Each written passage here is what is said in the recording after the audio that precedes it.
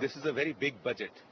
There is a massive increase of allocation towards rural sector in terms of irrigation, in terms of benefits for farmers, in terms of money going to the Gram Panchayats directly.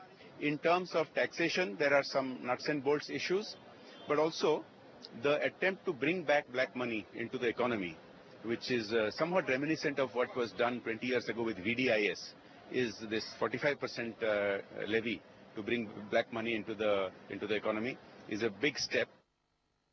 I think what's happening is that people are still going through the fine print of this budget which has been presented by the India government, which is why that graph that you are seeing on your television screens now, rate the budget good, bad or poor, that good part is consistently coming down. And I think one of the reasons is that people are now beginning to see through the fine print of this entire budget. Here's Shireen Bhan speaking to some corporate representatives now. The budget appears to be, and it's pro-poor, pro-middle class, pro-farmer. It's agrarian budget. It's a rural area budget. Obviously, he has to raise revenue, and he's lost some 1,000 crores on direct taxes, raised about 21,000 crores on indirect taxes. So net, his revenue surplus by 20,000 crores, which is nothing.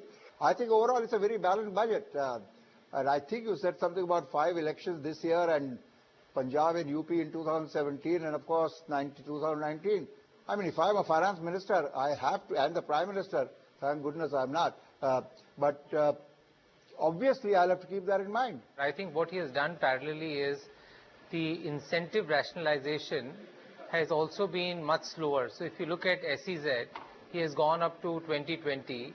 On the R&D side also, the rationalization, I mean, finally it goes up to 100% by 2020.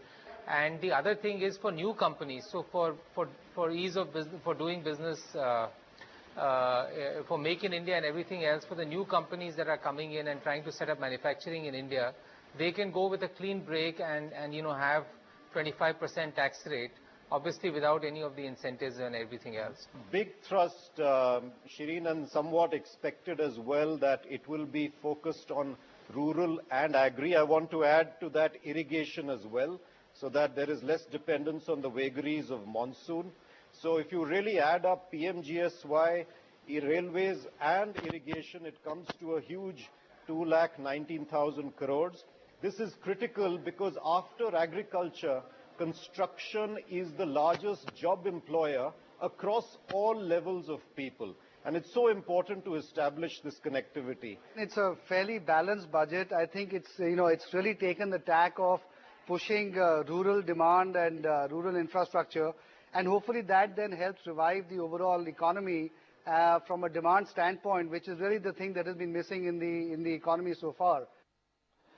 Okay, so those are voices from the corporate sector you heard. Time for a break. On the other side of the break, we'll continue to get you live updates from Parliament. Hopefully some politicians will also be joining us in a short while from now, because this is a budget, make no mistake about it, this is a budget which is a very, very critical political budget. A mid-term course correction of sorts being indulged in by the Modi Sarkar. What could be the impact? What could be the consequences? Look at all that right through the evening today.